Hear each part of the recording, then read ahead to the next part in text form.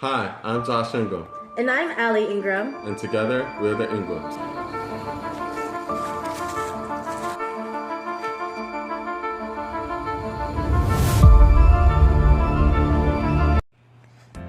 Hey everybody!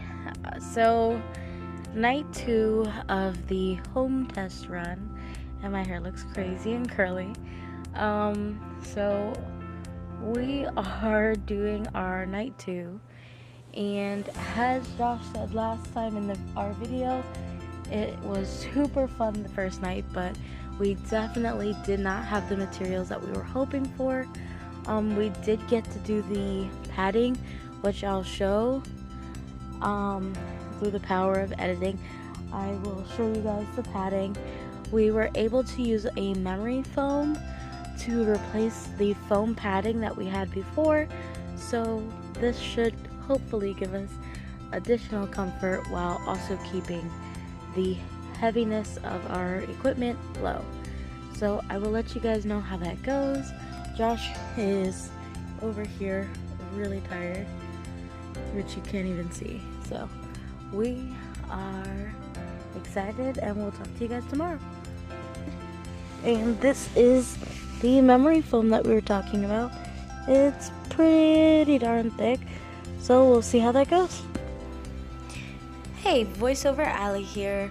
So we ended up not being able to record a day 2 video in the morning because Josh did have to go to work, and we had a lot of issues with our field test. We ended up finding out that we needed a permit to go camping where we wanted to camp, and I had to go to the office to get it, and it just did not work to get this permit. So we ended up deciding to just hike with our equipment and just put our field test on hold until we can get the permitting and everything that we needed. So I actually was trying to get everything back in the bags that they had supplied us, but it actually didn't fit because we had added blankets to our sleeping bags, which I ended up realizing later on. We also used the foam, the memory foam that we had said we were going to test out, and it worked absolutely wonderfully. However, we did realize there was an issue where the memory foam was actually quite heavy the next morning. We're not sure if that's because it condensed or because we had a little bit of condensation inside of the tent coming from the flaps because we haven't waterproofed it yet. But we did have a little bit of an issue with that. But we did decide to keep the memory foams for now and figure out another padding that we can use or some type of cut memory foam that we can do. So as you can see, we also have the sleeping bags. The sleeping bags worked really well. They're very insulated in the sense that we're able to keep warm with them. As you can see, I'm testing out the floor because I was feeling water, but I wasn't sure if it was just super cold or whether there really was condensation going on or whether there was a leak in the tent. We tried to figure out what was going on, but I couldn't figure it out. Getting these straps on that memory foam was quite the mission. The memory foam was very swollen from the water on top of already being quite fluffy. So getting these straps on was a mission, and you can see that I definitely lost a couple pieces of memory foam, which we don't want to happen in the woods since animals could potentially end up getting that in their stomachs, and we didn't want that to happen. So memory foams are probably going to be out.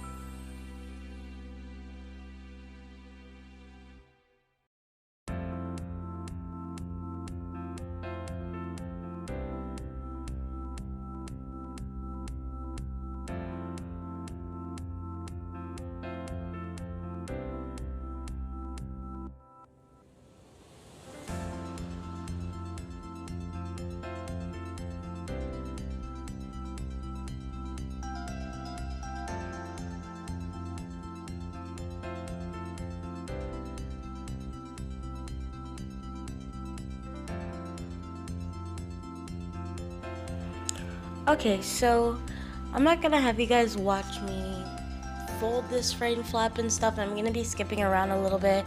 You guys did see us set it up, so I didn't really want to make this whole video a whole setup or breakdown. So I'm going to be skipping onto the next part, which is sort of me folding, but it does have something that I wanted to talk to you guys about. So after I folded everything, if you guys can tell, I ended up having to wipe down everything because it had a bit of a dirt,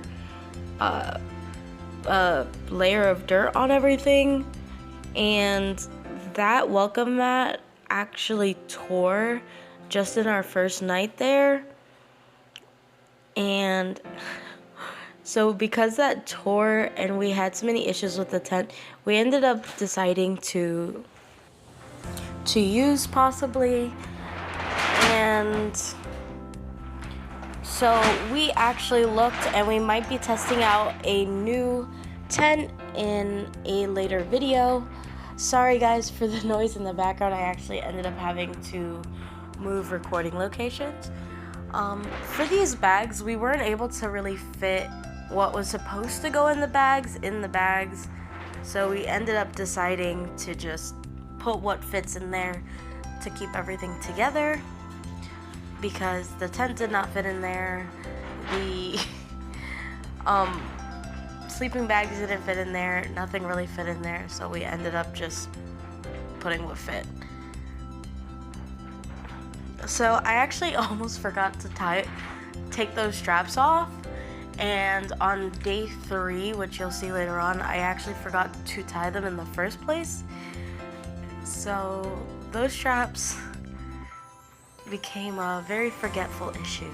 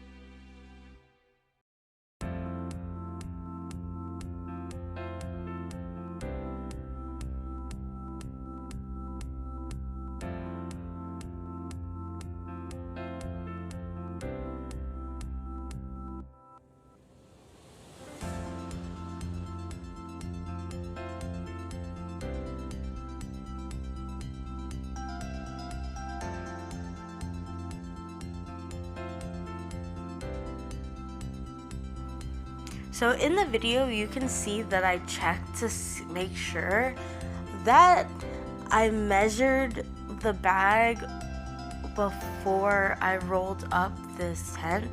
I wanted to make sure that I knew exactly the size that I needed to put it in the bag to try to give us the best outcome of fitting it in the bag, and it still did not fit in the bag despite saying that it would in the instructions, which was another issue that we were concerned about when it came to the Appalachians.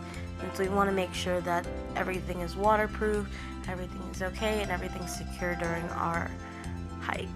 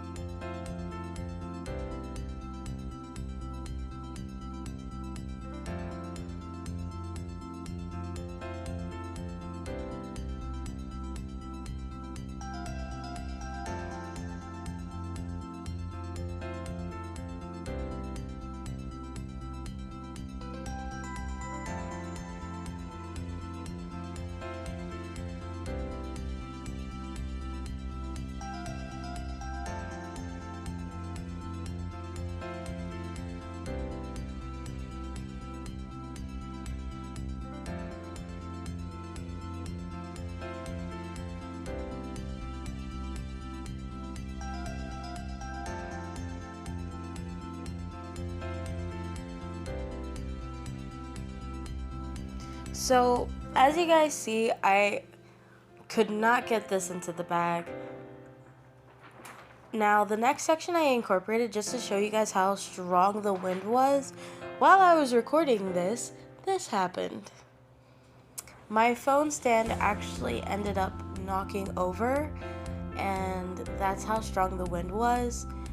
So, definitely strong winds, but the fact that the tent did survive those winds was a thing in its favor. But as I said, there's no day 2 footage, but day 3 will be coming up.